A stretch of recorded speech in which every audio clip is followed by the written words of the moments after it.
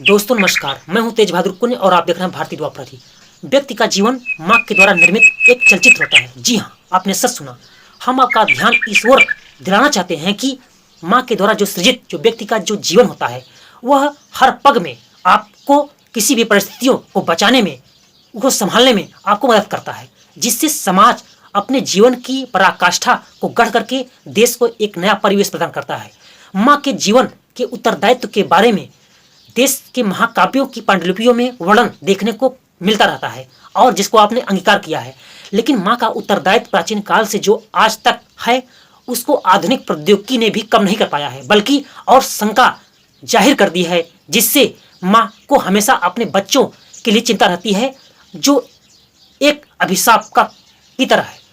हम आपको बताना चाहते हैं किसी उद्योग को बड़ा करना, उसको विकास करना बहुत आसान है, जबकि एक बच्चे जैसे पौधे को एक अच्छे वातावरण में उगाना बहुत कठिन का काम है। वह केवल एक अच्छे बच्चे जैसे पौधे को माँ ही एक बेहतर वातावरण में उगा सकती है, उसको बड़ा कर सकती है, उसका संवर्धन कर सकती है। लेकिन हम आपको यह दिलाना चाहते हैं कि यदि माँ बच्चों के जीवन से कुछ दूर चली जाए, कुछ दिन के लिए बाहर चली जाए, तो आपका घर उसी प्रकार से तितिर बितिर हो जाता है, मटमैला हो जाता है। जैसे यदि आप किसी घर में 2-4 दिन न रहें तो धूल मटमैली हो जाती है और आपके मन को छिन्न भिन्न कर देती है। उसी प्रकार से यदि आपकी माँ 2-4 दिन के लिए या कुछ दिन के लिए नहीं है तो आपका घर, आपका मन, आपका अंतर छिन्न भिन्न और भर सा जाता है।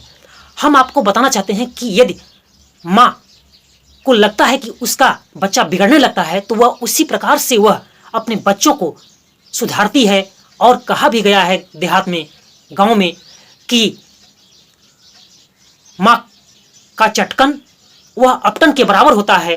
तो वह उसी प्रकार से अपने बच्चों को सुधारती है, जैसे माली किसी पौधे को संवर्धन करने के लिए, उसका सतत विकास करने के लिए करता है, उसी प्रकार से माँ उस बच्चे रूपी पौधे को भी सुधारने के लिए कुछ घरेलू अस्त्रों का वह उपयोग करती है।